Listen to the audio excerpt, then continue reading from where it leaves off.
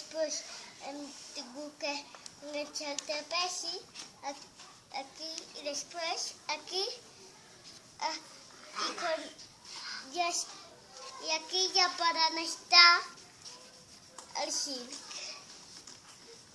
I aquí